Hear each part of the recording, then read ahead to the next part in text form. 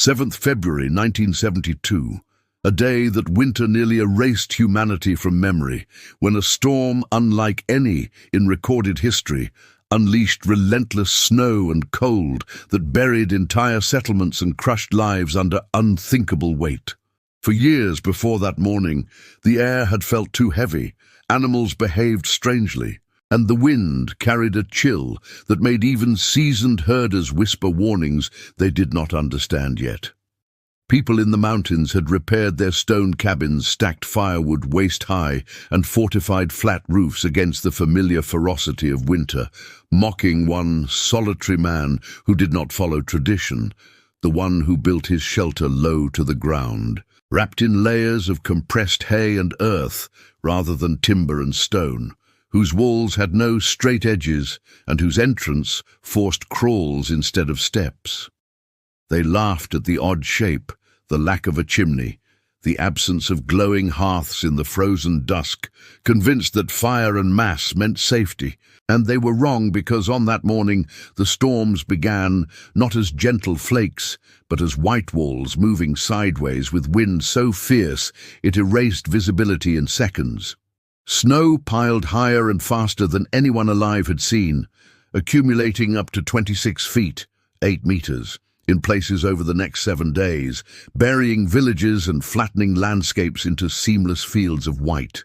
Temperatures plunged well below freezing, with bitter cold, and wind combining to steal heat from bone and breath alike, and thousands of people, confident in their cabins and fireplaces, suffocated or froze in rooms they believed would protect them. Yet beneath that same avalanche of snow inside the shelter, everyone mocked one man, waited in a world that seemed already gone. His refuge drawing heat instead of repelling it, his design built not for comfort, but for survival against wind, snow, and isolation. When the storm finally eased and the world outside went silent, what emerged was not smoke or smoke-laden ruins, but a horizon of white, shattered homes, frozen bodies, and a single survivor whose unconventional shelter outlasted one of the deadliest winter disasters on Earth. A brutal reminder that winter does not reward tradition, it rewards physics. In the final weeks before everything vanished, winter moved slowly through the mountains, not with violence, but with pressure, the kind that makes the air feel dense and sound travel farther than it should. And in early 1972, the man living alone above the villages noticed it immediately. Because solitude teaches awareness faster than comfort ever can, the sky stayed clear, yet the cold felt heavier each morning. Animals hesitated before stepping onto open ground, and the wind shifted directions in short, unpredictable bursts. But below him the villages continued their routines, repairing stone cabins, stacking firewood, reinforcing flat roofs that had survived dozens of winters before, confident that this season would be no different. And every time they passed his land, they laughed again, slowing just long enough to look at the strange, rounded structure pressed into the hillside, a dome-shaped mass of compressed hay and earth that looked less like a home and more like a mistake, something unfinished or forgotten, and the laughter always came for the same reasons. There was no chimney rising from it, no visible smoke, no straight walls, no windows, and the entrance was so low a grown man had to crawl inside like an animal, which in their eyes meant weakness, poverty, or madness, because in their world survival meant stone, weight, and fire, not softness and curves. Yet the man never answered them. He simply continued working alone, adding layer after layer of tightly packed hay, compressing it until air pockets formed naturally inside the walls, knowing that trapped air mattered more than thick stone, shaping the dome carefully so the wind could not grab an edge or build pressure against a flat surface, digging the structure partially into the frozen earth because soil never panics and never moves when storms arrive.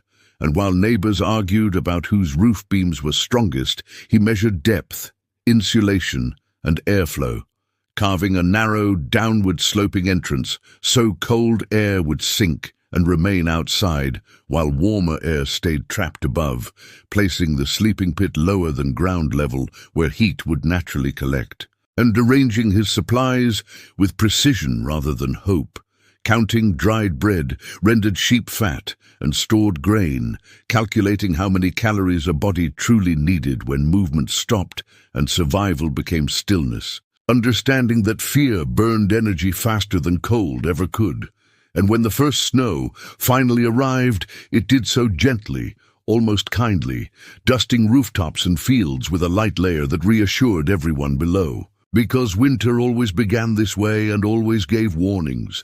But this storm carried something different, something unseen, and by the second night the wind changed again, pushing snow sideways instead of down, erasing tracks within minutes and pressing against buildings rather than settling on them.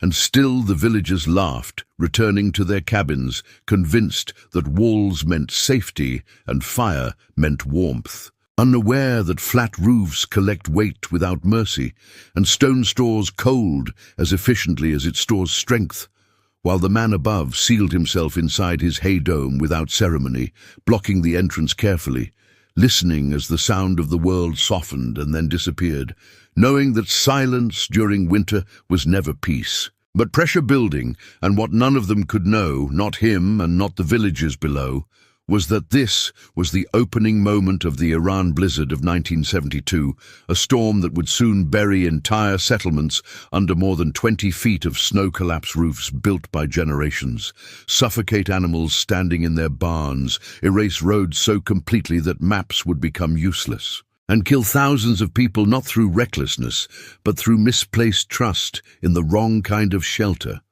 And as darkness fell that night, the man lay still inside his insulated dome, breathing slowly, conserving heat, letting the storm begin its work above him, while below, families slept in stone houses, believing winter had always been dangerous, but never final, not yet knowing that within days the laughter would stop, the villages would vanish, and only one shelter on the mountain would remain warm, quiet, and alive. By the second day, the storm stopped behaving like weather and started behaving like force, because snow no longer fell in flakes, but moved sideways in dense sheets, driven by wind strong enough to sand-skin raw, and the mountains disappeared, first swallowed by a whiteout so complete that distance ceased to exist, while below the villages tried to continue life as if this were only a harder version of a familiar winter.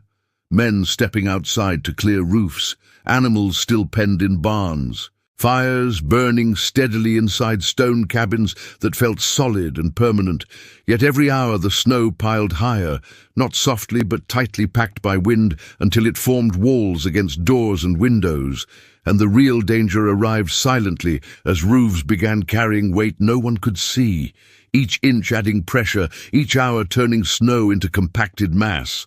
And when the first roof collapsed, it did not make a dramatic sound. It simply failed, beams snapping inward and burying rooms in an instant, trapping families under a sudden darkness that offered no second chances.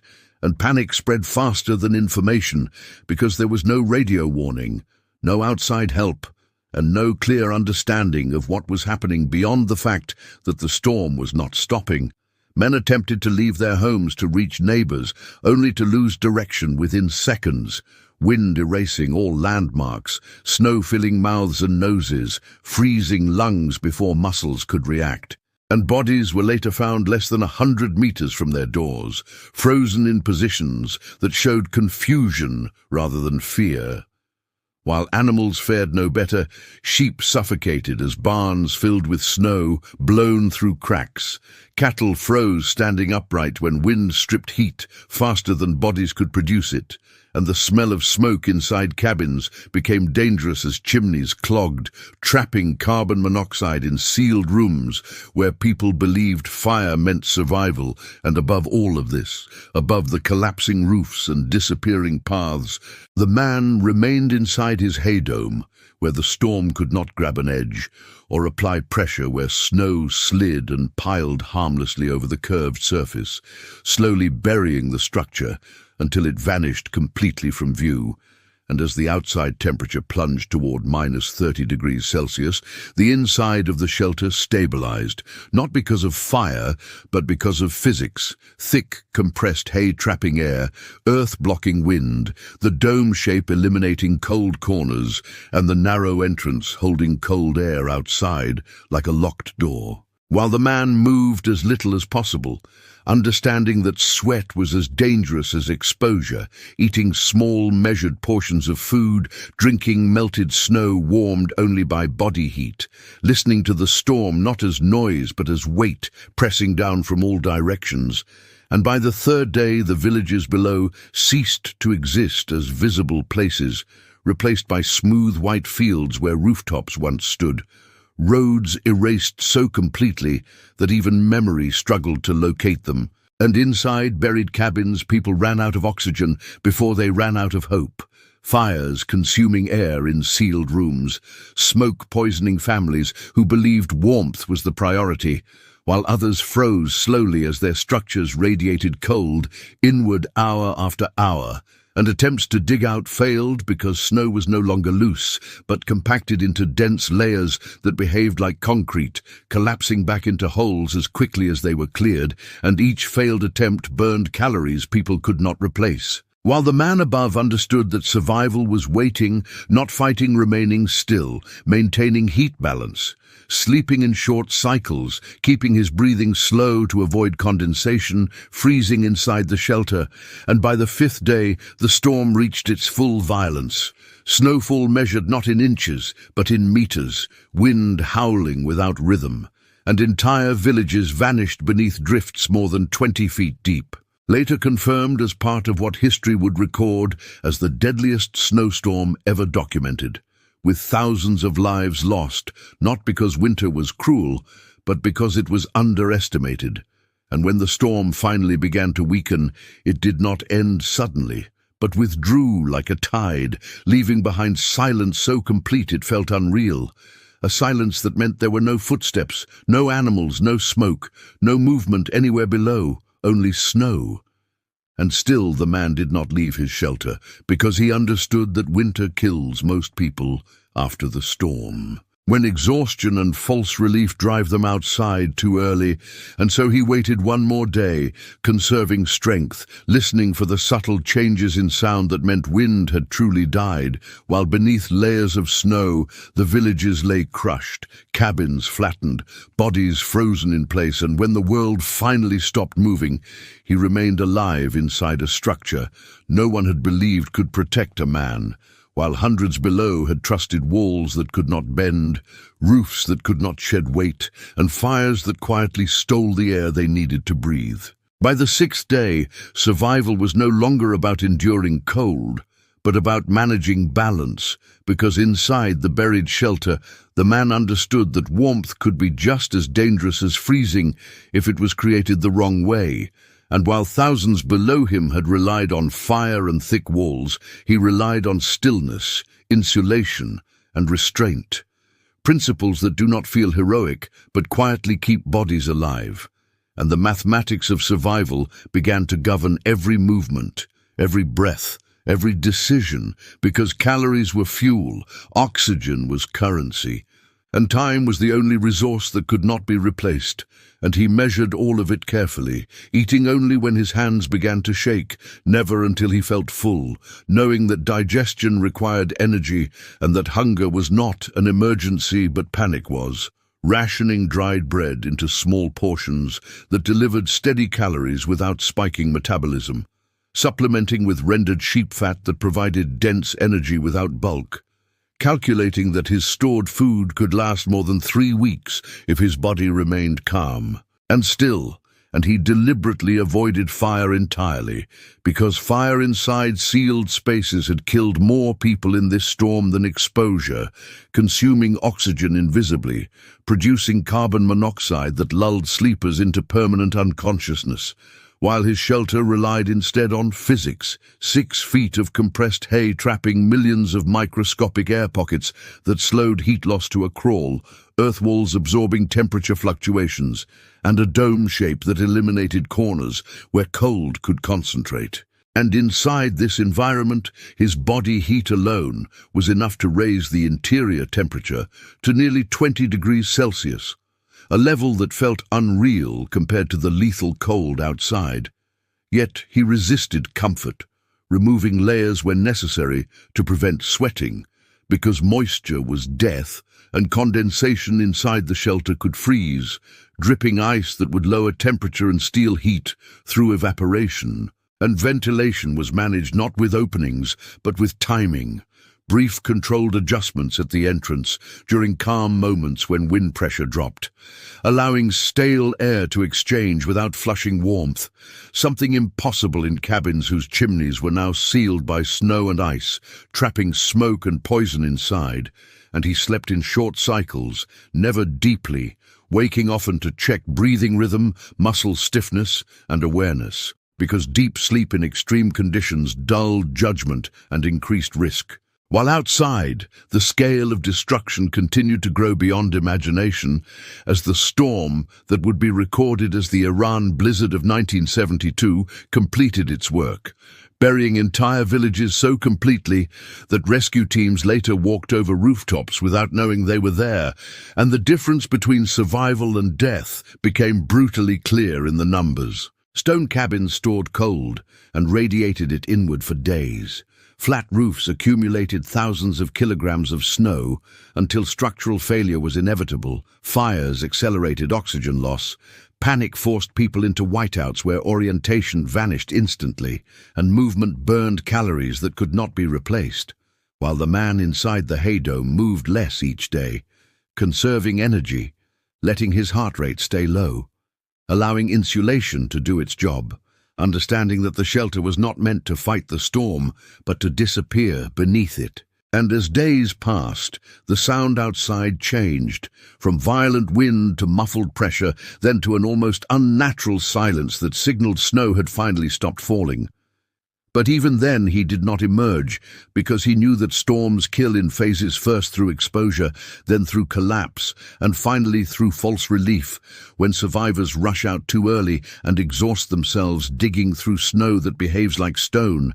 And instead, he waited, listening, testing air pressure at the entrance, feeling for subtle vibrations that meant wind still existed above the buried surface. And he reviewed his remaining supplies again, recalculating survival time, adjusting portions, ensuring that strength would be available when it truly mattered, because digging upward through compacted snow required short, controlled bursts of effort, not desperation. And he understood that the snow above him could weigh several tons, meaning a wrong angle or weak opening could collapse inward and suffocate him instantly, so patience became a survival skill as critical as insulation. And when he finally prepared to move, it was not because hunger forced him, but because silence told him the storm had fully withdrawn, leaving behind a frozen landscape where the difference between the living and the dead would soon be revealed. And inside that buried hay dome, mocked for its softness and simplicity, one man remained alive not through strength or luck, but through understanding that winter does not reward resistance, it rewards those who design for its rules and then wait. He did not leave the shelter the moment the storm stopped, because experience had already taught him that winter rarely kills during the snowfall itself. It kills afterward, when people believe the danger has passed and waste what little strength they have left. He waited until the silence outside felt complete, not the quiet of snow still falling, but the deeper stillness that comes only when wind has truly withdrawn and the air no longer presses against the walls. Only then did he begin to dig. He did not dig outward, he dug upward. He carved a narrow vertical shaft through snow that had compacted into something closer to stone than powder. Every movement was slow and measured. Every few minutes he stopped to listen, because several tons of snow rested above him, and a single mistake could cause a collapse that would seal the tunnel and end his life without warning. When light finally appeared, it was not bright or warm. It was a dull white glow filtering down through ice crystals, a reminder that the world above had been erased rather than revealed. When he emerged, the landscape did not look damaged. It looked finished.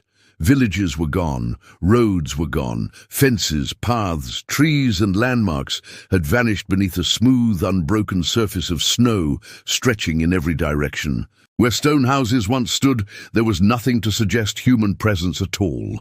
No smoke rose, no animals moved, no sound carried. The silence was so complete that it felt unnatural, as if the land itself had stopped breathing. He stood still for a long time, turning slowly, trying to match memory with reality, realizing that the storm had not simply destroyed homes, but rewritten the terrain entirely. As he began walking downhill, details emerged gradually. A chimney top protruding from the snow at an unnatural angle, a collapsed roof buried so deeply that only a shadow hinted at its shape. Doorways sealed from the outside by packed drifts that no human strength could break through from within. In some places, there was nothing at all, because entire structures had been crushed flat under the weight of snow and wind, and then buried beyond recognition. The deeper he went, the clearer the pattern became. Stone cabins had failed first. Their flat roofs had collected weight until beams snapped inward.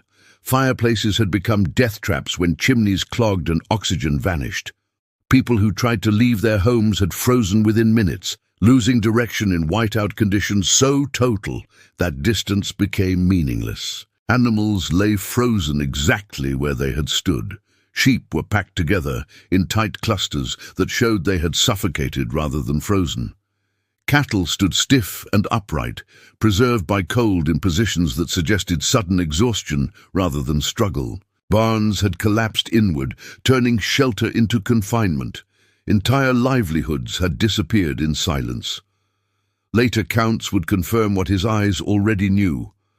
Around 4,000 people had died in this storm. Entire villages were erased. Many bodies would never be recovered, remaining beneath snow until spring melt revealed roofs and walls no one had known were there. History would record it as the Iran blizzard of 1972, not because of dramatic images or stories of heroism, but because of scale, finality, and absence. When rescue teams eventually reached the region weeks later, they walked unknowingly over buried towns. Maps failed them. Memory failed them. They found survivors only where design had worked with winter instead of against it. Among the ruins, one structure drew attention. A small, rounded shelter pressed into a hillside, no collapsed roof, no trapped air, no fire damage, a dome of compressed hay and earth that had vanished beneath the storm and reappeared intact. It stood in direct contrast to the stone cabins below that had failed under pressure and cold. The difference was not strength, it was understanding. The hay dome had shed wind instead of catching it. Its curved surface allowed snow to slide and settle without applying crushing force. The insulation trapped heat without requiring fire. The earth stabilized temperature and blocked drafts. The narrow entrance controlled airflow instead of inviting it. Inside, a single human body had produced enough heat to survive, while entire families below froze or suffocated inside structures that looked strong but behaved poorly under extreme conditions. The man did not celebrate his survival. Survival in such conditions does not feel victorious. It feels heavy, quiet, isolating. He understood that laughter had come before tragedy, that warnings had been mistaken for foolishness, and that confidence had been built on traditions that no longer applied when nature exceeded historical limits. Over time, the story spread slowly, first as disbelief, then as explanation, then as lesson. Not that hay was magical, or that underground living guaranteed safety, but that winter does not reward appearances. It rewards physics. It rewards insulation, shape, restraint, and patience. Years later, when the numbers were written down and the storm ranked among the worst disasters in recorded history, the image that endured was not only the scale of loss, but the contrast. A buried landscape of collapsed homes and silent villages below. One small shelter above, still standing, still intact, having waited without fighting until the cold had finished its work. And in that contrast lived the real truth of winter survival. That death often follows tradition, and life often belongs to those willing to be laughed at before the storm arrives.